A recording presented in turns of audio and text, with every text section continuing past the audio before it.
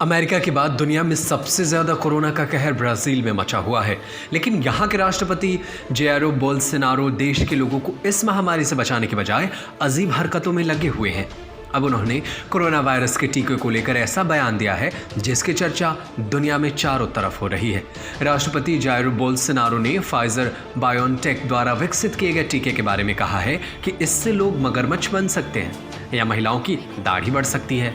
Bolsonaro ने पहले देश में कोरोना जैसे किसी बीमारी के बारे में ही मानने से मना कर दिया था और कहा था कि ये बस एक फ्लू है। लेकिन इस हफ्ते उन्होंने जोर देकर कहा कि लोगों को कोई टीका नहीं लगाया जाएगा। बोल्सोनारो ने कहा है कि फाइजर के अनुबंध पे ये बहुत स्पष्ट है कि हम किसी भी दुष्प्रभाव के लिए जिम्मेदार नहीं हैं। यदि आप एक मगरमच्छ में बदल जाते हैं तो ये आपकी समस्या है। हालांकि टीके का ब्राज़ील में हफ्तों से परीक्षण चल रहा है और पहले से ही संयुक्त राज्य अमेरिका और ब्रिटेन में इसका इस्तेमाल किया जा रहा है।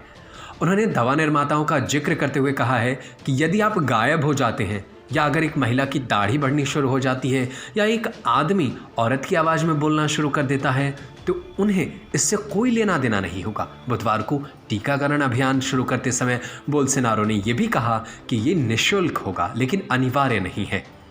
लेकिन सुप्रीम कोर्ट ने गुरुवार को फैसला सुनाया कि टीका अनिवार्य है। हालांकि लोगों को इसे लेने के लिए मजबूर नहीं किया जा सकता।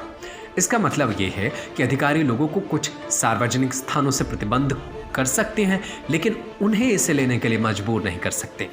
ब्राज़ील ने 212 मिलियन आबादी के बीच कोविड-19 से 7.1% से अधिक मामले सामने आए हैं और लगभग 1,85,000 लोगों की मौत हो चुकी है। बोल्सोनारो ने कहा है कि एक बार वैक्सीन को ब्राज़ील की नियामक एजेंसी एनवेसा द्वारा प्रमाणित किया गया है।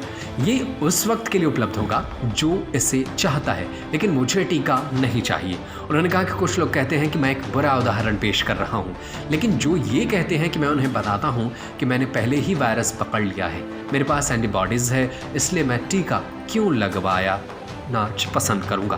तो ये बोल्सोनारो के बड़बोलेपन को ही आप कह सकते हैं।